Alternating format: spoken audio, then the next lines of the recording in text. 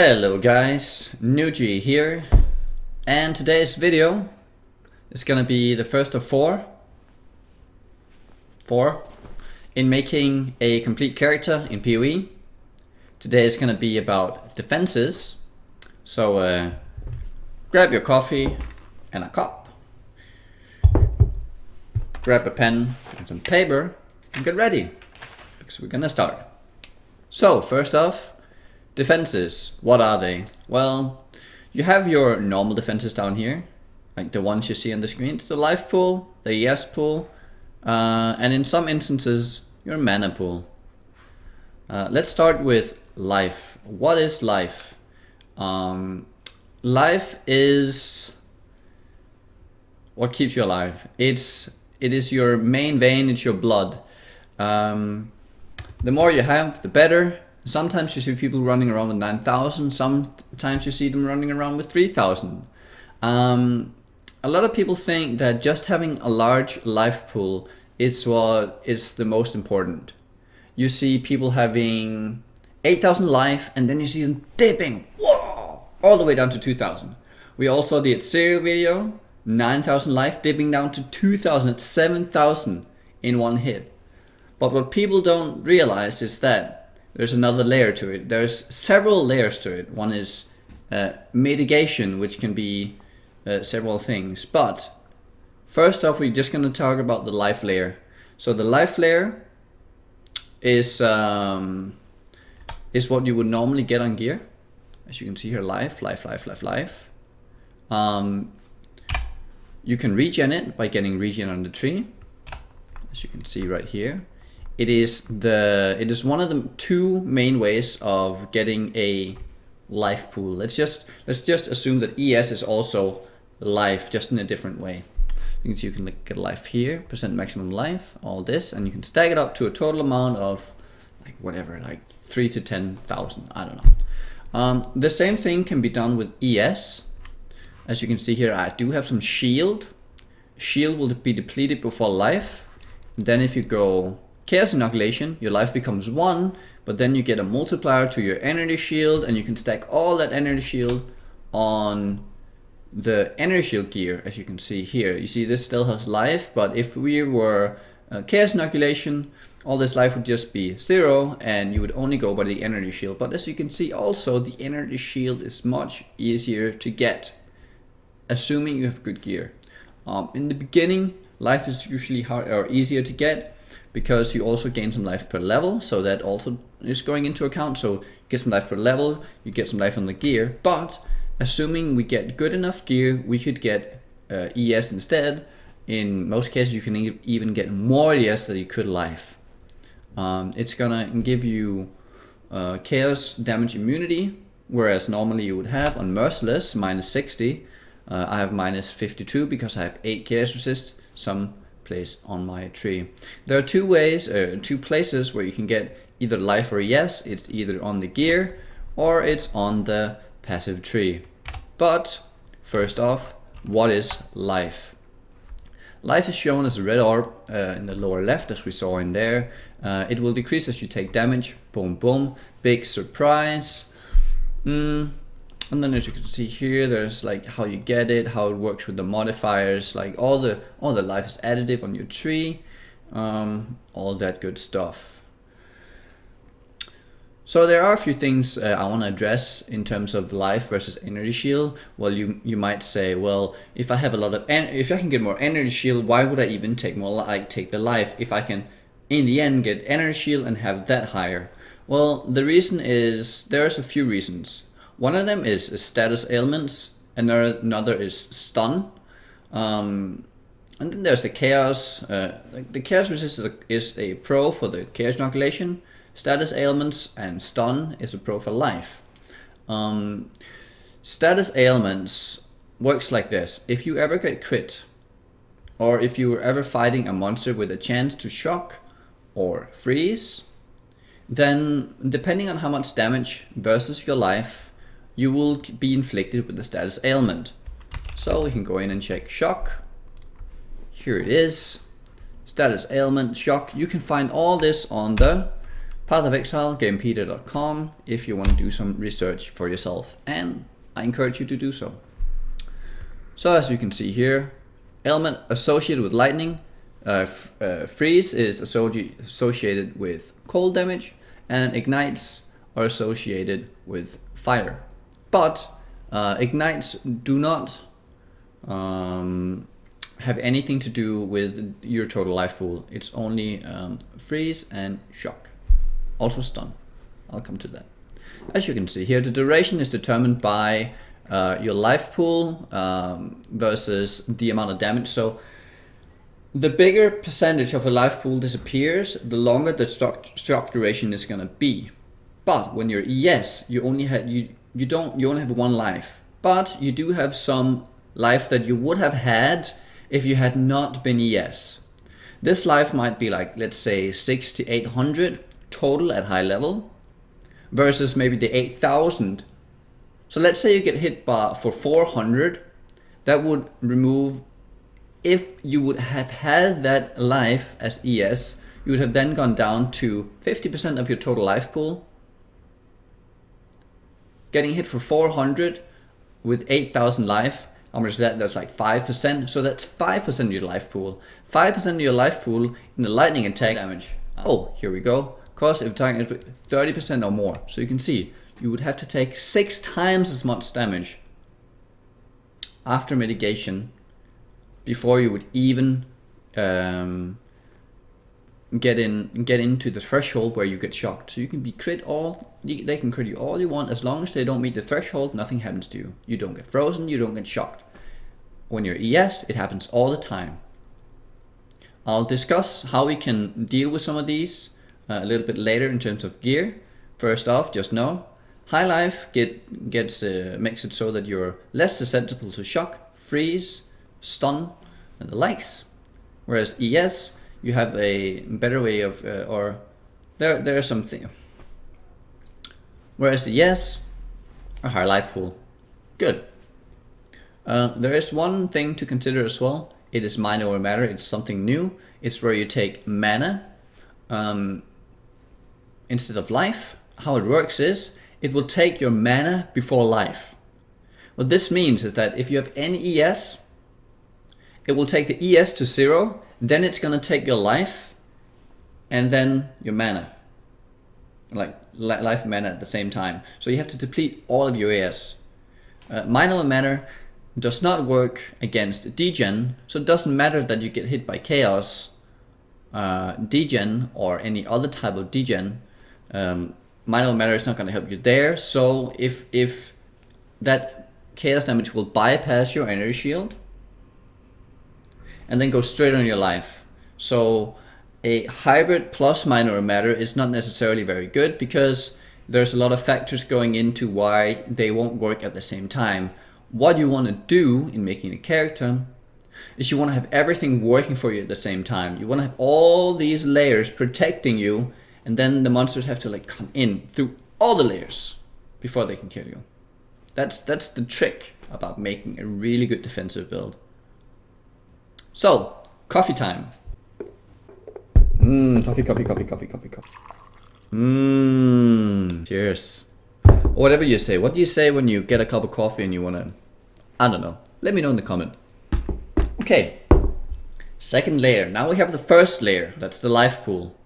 Let's say you get hit by a lightning spell for 1,000 damage. Let's consider you have 0 resist. You get hit for 1,000 lightning damage. Boom. Now we come to mitigation. Mitigation is a variety of things. There is armor, evasion, dodge, block, resist. And there are also more. But let's consider armor, evasion, dodge, resist, and block first. First off, armor. Armor is versus physical. It's versus physical damage. It works against everything that's physical. Everything. How armor works though is that the larger the hit you take, the less effective the armor is. As you can see here. Damage taken versus damage reduction. Whoop. So you get 100 damage reduction at 0. At 1, it's about, yeah, it's really high. And then as you take more and more damage, the damage percent reduction compared to how much armor you have, it's going down. As you can see here, damage reduction equal armor divided by armor plus 12 times damage. So as you take more damage, it's gonna reduce. Easy peasy to understand. If you take 100 damage, your armor is going to be very effective. If you take 10,000, it's going to be absolutely nothing. Then you have evasion. Evasion is a chance to avoid all damage done to you. This can only be applied to attacks, so it's a chance to avoid all damage done by an attack. So the way it works is that it works with entropy. The way entropy works is that it's an accumulative set of numbers, and when they reach a threshold, every time you get hit, let's say you have 10 monsters hitting you. One will add 10 to entropy, another will add 20. This is your evasion versus their accuracy. The more accuracy they have, the more entropy they add to the value, and as soon as you break the threshold value, you're gonna get hit. So 10 roars, they all charge at you. Let's say they all add 30 to the entropy value. You start at 0 and it breaks at 100. Number 1 doesn't hit, number 2 doesn't hit, number 3 doesn't hit. We're now at 90. Number 4 will then hit you, and your new entropy value will be 20. You see, 30 plus 30 plus 30. The breakhold is 100. We go 20 over, we go again. Then the next roar is going to be 50. The next roar is going to be 80. The next roar is going to be 110. You see, we broke again. So out of the first 7, 2 of them hit you. And now another 3 will hit you. And 30 plus 30 plus 30 plus 10 equal 100. And then boom, 3 will hit you out of the 10 if they all add 30 entropy. And this is if they have, this is their evasion or their accuracy versus your evasion. If you have more evasion, the number they add to this entropy value is going to be less. And this is also what you see. This is also when you see one chance to evade, which is pretty much an average number at your current level versus the current level of the monster in the so like if you're level 50 and you look at your defense screen right here, as you can see here right now, I have 3,642. That equates to 30% chance to evade versus a level 77 monster. I go out here, I pop evasion, defenses. Now versus a 77, I would have 48% chance to evade. Boom. But a lot of the time the monsters don't have that much accuracy, and let's say you enfeeble them as well, that's going to take away from their accuracy and makes them less likely. So this is only an estimated versus your current level and the assumed accuracy of a monster. If you're encountering blue mobs with accurate effects on them, they're going to hit you more. If it's a monster that never misses, they will hit you always. The reason why evasion and dodge was not very highly regarded in the past was because there were specific monsters that had that wouldn't roll evasion. They would always hit. These were chargers. Now you can evade charges, and I think that was about it. There are very few things, very few attacks, if any yet, that can actually hit you. There are probably a few that can hit you without having to roll against the evade. So there's also dodge. Dodge comes it's something you consider when you already have evasion, as you can see here. Dodge. Dodge is just another roll to evade an attack. It's a complete negation of all the damage. So how it works is, let's say you have 50% chance to evade, you don't evade, then it rolls again for a 30% chance to dodge. So it's first the 50%, and now if that fails, you now have a 30% chance to dodge as well. If that fails, you get hit. Boom. That's how it works. And you can add more and more and more. There are some items you can get as well. I'll show you that as well. Then there's the phase acrobatics. It's the chance to dodge spells. So now it also applies to spells. Boom, boom, boom, boom, boom. Easy to understand. Evasion normal evasion does not apply to spells, only attacks. Armor applies to all physical types of sources. Good. Resist. Very important to understand how resist works. Resists gets better and better the more you have on them. The higher max resist you get, the better they become. Say you get hit for 1,000 and you resist 50, you get hit for 500. Say you get hit for 1,000, you resist 75, you get hit for 250. Say you get hit for 1,000, your resist is now 90, you get hit for 100. So you can see the last 15% reduced the damage from 250 to 100. That's crazy. That's more than double. Like that's less than or more than half in terms of before. So it's like where you have like we're getting 25% resist from 50 to 75, reduced it by half. You're reducing by more than half now by getting an extra 15. And then if you get another 5, you're reducing it by half again. So for a fifth of the cost in terms of max resist, you're now reducing it by half. From 50 to 75, that's 25, you get half.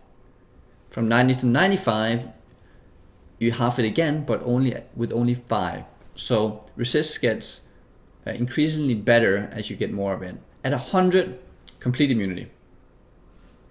Pretty cool, eh? Yeah, pretty cool. Then we have block. Block is also a complete avoidance of all the damage done to you. As you can see here, this character has 26% block chance to block. It's with shields, easy peasy. But one thing to know about block is that damage that is mitigated by block is gonna trigger a stun if it meets the threshold. So a damage that would otherwise stun you will still stun lock you.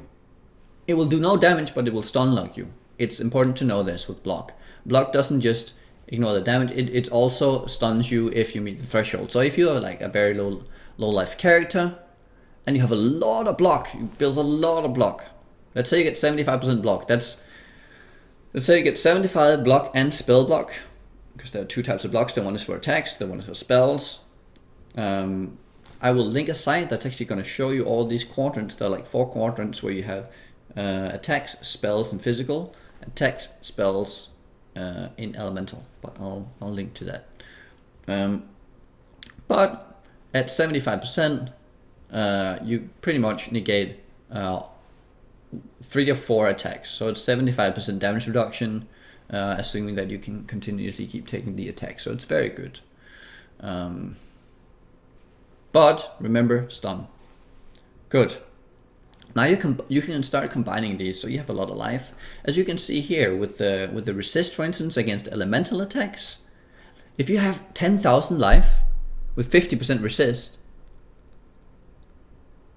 that's gonna be 20,000 total, right? That's gonna be 20,000 total. If you then have 5,000 life with 90% resist divided by 0.1, that's If you then have 5,000 life, and you have 90% resist, you only take 10% the damage, meaning that all your life is 10 times as much per point. So that's 50,000 life versus elemental damage. You see the point here? 90% max res versus 50 is so much, like with a low base of life, it's so much stronger than a slightly higher base of life with terrible resist. I want to quickly go over a few of the tools to gain armor and evasion and all that. For armor, an easy way to get early armor, and a lot of people are doing this, they go Grace, the aura, plus iron reflexes, converts evasion rating to armor, though dexterity bonus disappears. So a lot of dexterity based characters might benefit more from going evasion and not going this armor route. But there's a lot of physical attacks in this game, and if you get a lot of armor, as seen before, the more you have the better. If you get a high amount of armor early on, the lower content is going to be way easier. the hits you're going to take consistently are not going to be that big. You're not going to take wall smashes all the time, so that doesn't really matter. You're not going to get cold slammed all the time, so that doesn't really matter. So let's say you get hit by a lot of beetles. They do like no damage. So with a lot of armor, they do absolutely no damage. So smaller hits get negated fairly easily. So that's why a lot of people opt in for iron reflexes early on, because it feels very nice. When people go for evasion, you take chunks of hits easier, and it's more important to have a bigger life pool, so you don't, because the spike damage is there. The spike damage. Sometimes you evade it, like you avoid all the damage, but sometimes you evade it, or you take that spike damage, and say a spell comes in right next, like right after you take, so like boom boom, and like you get hit by a lot of damage, and then the spell comes in and it kills you, or you reflect yourself. So that's why. But again, if you have a lot of, say you're fighting, you wanna safeguard yourself for attacks. You get evasion, you get blocked, you get acrobatics, you get the dodge. Say you get like 50% chance to evade, then you get 30% chance to dodge, and then you also have like 75% chance to block. As you can see, it has to go through all these layers before it hits your health. Because of that, your health pool is effectively much bigger, because all these attacks rarely hit, and when they hit, as you can see the point. Good. The same you can do with spells. You get more and more resist, so they are effectively weaker per. Then you can also have spell dodge, and you can have spell block. If you have spell dodge plus spell block, well, then even before they hit that high resist mark, they have to even hit you in the first place. So again, a lot of layers. Okay, so now we have covered armor, evasion, dodge, resist, and block. Remember, if you guys have any questions, leave them in the comments and I'll try to answer them all. So now, there's a few tools in the game that you can also utilize. Those are endurance charges, immortal call, arctic armor, curses. Let's start with endurance charges. They will give you a flat amount of resist, which is good if you're hard. If you're not resist capped, they're good then. And they will also safeguard you if you get elemental weakness on you or an elemental curse and you're already capped. But it's gonna increase the amount of total resist you have, so it's easier to have a larger pool of resist after your cap, which is good when they reduce it, so you don't get below your resist cap. Also, what endurance charges does, it adds a flat physical damage reduction to you, 4%. Say you have 8 charges, that's 8 times 4, that's 32. That's 32% damage reduction versus all physical spells and attacks. You remember before, armor was very bad against large hits. A flat amount of 32% mitigation against all physical attacks means that no matter how big the attack is, it's always going to be mitigated by 32%. So versus bigger hits, endurance charges are insanely good. Combine that with, say, Enfeeble, which is also a percentage reduction of their total damage. When you combine the two, the amount of damage you can take away from a big hit is pretty substantial. Pretty damn substantial. You could pretty much, I would guess, like taking away half maybe, if you have everything going for you. Arctic Armor is another great tool that you can use. It's very mana heavy. We're going to talk about how to get mana in the resource video. But what Arctic Armor does, it removes a flat amount. Let me show you here. Minus 21 fire per hit. And then it's fire and physical. Let me then show you here, because this is at lower level.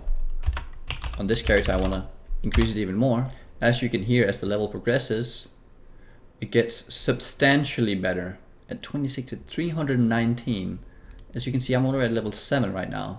So if you can get the resources to just get to 20, it's 189 damage reduction, flat damage reduction. You know those fire dogs? They probably do like 50 per hit. Maybe more, like with the resist and everything. Like, say they do 50 per hit. When you're reducing it by 189, We can also assume they do 100 per hit. Doesn't really matter. When you reduce it by this much, it means that you negate it to 0. There's another aspect that I haven't really talked about. It's your own reflect. When you shoot into reflect, what then happens is that the damage you do is reflected back to you. This has to go through all the tools you have as well again. All your evasion, all your block. And because reflect is like 20% of the damage you do, the hit you do ends up being very small.